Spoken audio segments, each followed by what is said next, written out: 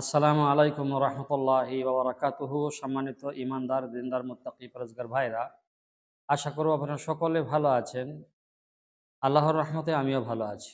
দর্শক শ্রোতা, আজকের ভিডিওতে আমরা আবারও এসেছি একটি গুরুত্বপূর্ণ বিষয় নিয়ে। যে বিষয়টি হলো, আমাদের এক ভাই প্রশ্ন করেছেন, মৌলানা সাহেব, আমি নতুন নতুন বিয়ে করেছি, আমার একটি জিনিস খুব মনে খটকা লাগছে। যে জিনিসটা হলো যে, আমি যে ঘরে রাত্রিবেলাতে স্বামী স্ত্রীতে আমরা দুজনে শুয়ে থাকি, আমাদের যেটা বেডরুম, সেখানে আলমারিতে কোরআনে করিম রাখা আছে।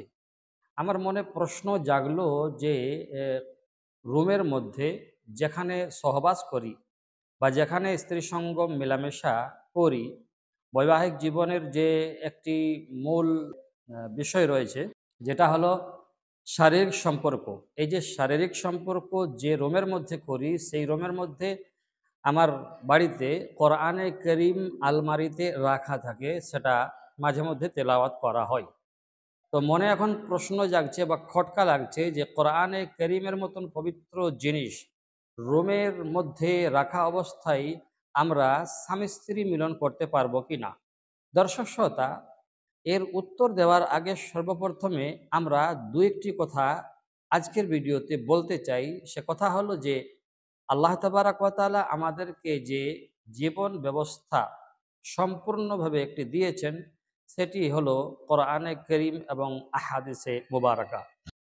নবী আলাইহিস সালাম বলেন যে, আমি তোমাদের মধ্যে থাকবো না, আমি দুনিয়া থেকে চলে যাব, তবে আমি তোমাদেরকে দুটি জিনিস দিয়ে যাব। এই দুটি জিনিসের উপরে তোমরা যদি টিকে থাকো বা অবিচল থাকো, তাহলে তোমাদেরকে কেউ পথভ্রষ্ট করতে পারবে না, বা এই দুইটি জিনিসের উপরে আমল করার কারণে তোমাদেরকে কেউ বিভ্রান্ত করতে পারবে না।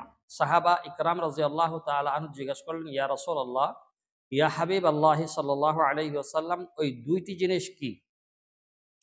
আসহাবে রসুলকে নবী আলাইহিস সালাতু ওয়াসসালাম উত্তরে বললেন যে, কিতাবুল্লাহি ওয়া সুন্নতে রাসূলি। ওই দুটি জিনিস হলো আল্লাহর কিতাব প্রথম নম্বর, আর দ্বিতীয় নম্বর হলো আমার সুন্নত। তো এই যে কোরআনে করিম, কোরআনে করিমের হেফাজত আল্লাহ তাবারক ওয়া তাআলা নিজেই বলেছেন, বিসমিল্লাহির রহমানির রহিম, ইন্না নাহনু নাজ্জালনা যিকরা ওয়া ইন্না লাহু লাহাফিজুন। যে আমি লৌহে মাহফুজ থেকে যে জিনিসটা আমি মুহাম্মদ আরবি সাল্লাল্লাহু আলাইহি ওয়াসাল্লামের উপর অবতরণ করেছি, সেটি হলো কোরআনে করিম, আর এর হেফাজত, এর রক্ষণাবেক্ষণা আমি নিজেই করব। আল্লাহ তাবারক ওয়া তাআলা এই কথা আমাদেরকে জানিয়েছেন কোরআনে করিমের মাধ্যমে। এখন প্রশ্ন হলো যে, কোরআনে করিম এমন একটি সম্মানিত জিনিস, বা কোরআনে করিম এমন একটি ভারসাম্যতা রাখে, যেটাকে পাহাড়ের উপরে অবতরণ করলে সেই পাহাড় চূর্ণ বিচূর্ণ হয়ে যেত। অতএব এই কোরআনকে একজন মহামানব নবী আকরাম সাল্লাল্লাহু আলাইহি ওয়াসাল্লামের উপরে অবতরণ করেছেন। যেহেতু কোরআনে করিম একটি সম্মানিত জিনিস, আর এই মাধ্যমে আল্লাহ তাবারক ওয়া তাআলা মানুষকে হিদায়াত দিয়ে থাকেন। কেউ এটা পড়ে হিদায়াত পেয়ে যায়, আবার কেউ এটা পড়ে বা এটা গবেষণা করতে যেয়ে আবার সে পথভ্রষ্ট হয়ে যায়। ইউযিল্লু বিহি কাসীরান ওয়া ইয়াহদি বিহি কাসীরা। অনেকেই জলিল হয়েছে এটা ভুল ধরতে গিয়ে, এবং অনেকেই হিদায়াত পেয়েছে এটা গ্রহণ করে। তো সম্মানিত দর্শক, আমরা কথা না বাড়িয়ে আজকের ভিডিওতে বলবো যে, কোরআনে করিম রুমে থাকা অবস্থায় যৌন মিলন, স্বামী স্ত্রী মিলন করা যাবে কি না। তো এর উত্তর হলো যে, এক সাহাবা হজরতে আব্বাস ইবনে আব্বাস রাদিয়াল্লাহু তাআলা আনহুকে জিজ্ঞাসা করছেন যে, আমি আমার স্ত্রীর সাথে সহবাস করি, এবং যে রুমে আমি সহবাস করি সেই রুমের মধ্যে সাহিফা রাখা থাকে, বা খাটের মধ্যে সাহিফা রাখা থাকে, অর্থাৎ কোরআন গ্রন্থ। তো এমত অবস্থায় আমি আমার স্ত্রীর সাথে শারীরিক মিলন করতে পারবো কিনা। তো সাহাবা ইবনে আব্বাস রাদিয়াল্লাহু তাআলা আনহু বললেন যে, অবশ্যই তুমি তোমার স্ত্রীর সাথে ওই অবস্থাতেই কি করতে পারো, সহবাস করতে পারো। মুসান্নিফ আব্দুর রাজ্জাক তিনি কিতাবের মধ্যে রেখেছেন ২ নম্বর খণ্ডই ১৭১ নম্বরে, আর ইবনে আবু দাউদ আল মোসাহিফের মধ্যে লিখেছেন ৪৪৬ নম্বর। পৃষ্ঠা বা হাদিসে।